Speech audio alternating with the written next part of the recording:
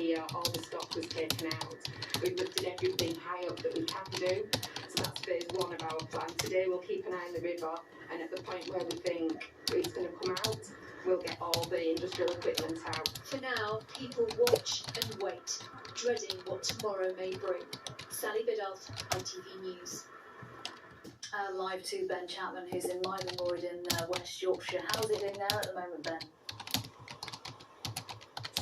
Well, in the last 20 minutes or so, the rain has started coming down. Not too heavy for now, but as people here will tell you, that's not the whole of the story. What worries them is what's happening up on the higher ground, because it's the water running off the hills which causes this river to rise very, very quickly, and there is a lot of heavy rain expected over the course of the rest of today and through tomorrow as well. Now, this town was only flooded last February, and people I've spoken to, people running local businesses close to this river, people who live here, are anxious about what the next couple of days may hold. The one thing in their favour here, and the one big change since last year, is their £30 million flood defence scheme has now been finished, and this really will be the first big test for these walls next to the river to see whether they can hold back the water when this river does inevitably rise and ultimately protect those properties or not. Other parts of this great swathe of northern England who are at risk over the next couple of days will be more vulnerable.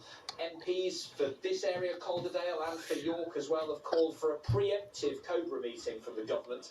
The Environment Agency says it's already working with local councils. It has issued 14 flood warnings, but that is expected to rise. And for all those families and businesses already grappling with the impact of the pandemic, this will be more extreme worry when they really don't need it. Okay, Ben Chapman, thank you very much. Thank you.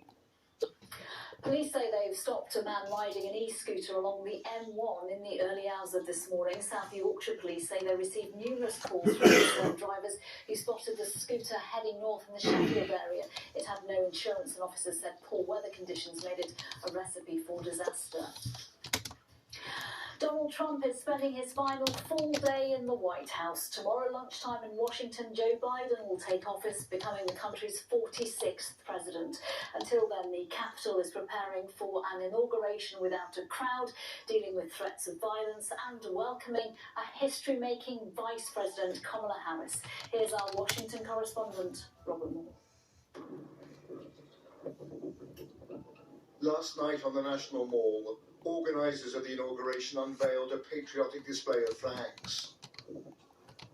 It is a striking sight to mark the transfer of power. An attempt at creating some sense of beauty in a city dominated by checkpoints, razor wire, and military patrols. At the White House, Melania Trump said farewell to the American people with her own video message. The past 4 years have been unforgettable. As Donald and I conclude our time in the White House, I think of all of the people I have taken home in my heart and their incredible stories of love, patriotism, and determination. Be passionate in everything you do, but always remember that violence is never the answer and will never be justified. Joe Biden will be arriving in Washington shortly, readying himself for the Herculean task of trying to mend America's great political rift. Kamala Harris and the future second gentleman, as he will be known, were yesterday helping prepare food parcels. She is now readying herself for the historic moment when she becomes America's first female vice president. I am very much looking forward to be sworn in as the next vice president of the United States, and I will walk there to that moment proudly with my head up and my shoulder back. And sent a farewell message to the people of California, whom she has represented as a senator.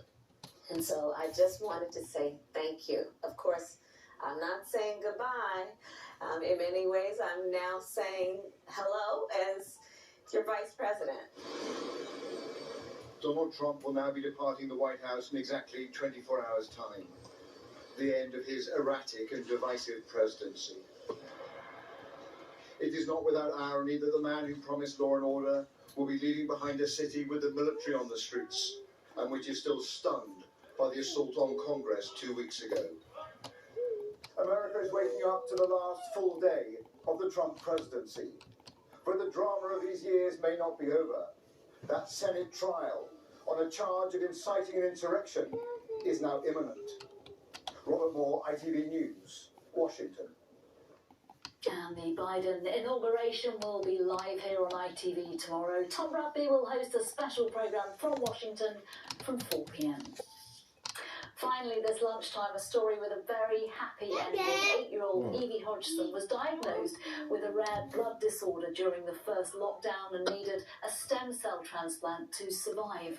Well, after nearly a year of problems, she's finally had one after finding a donor and inspiring thousands of others to join the stem cell register. Nithya Rajan on a family's relief.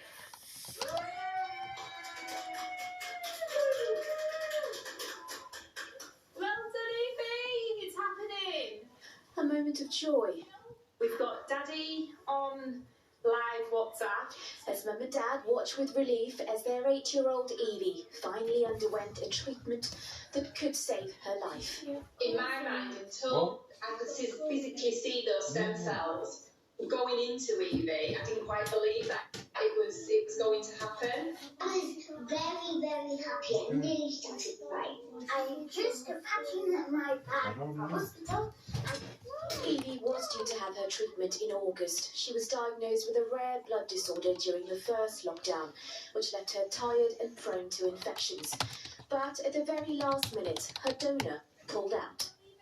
There was a lot of emotions, and mainly from a parent's point of view, it was relief because we've been campaigning so hard to get people onto the stem cell register to find that match for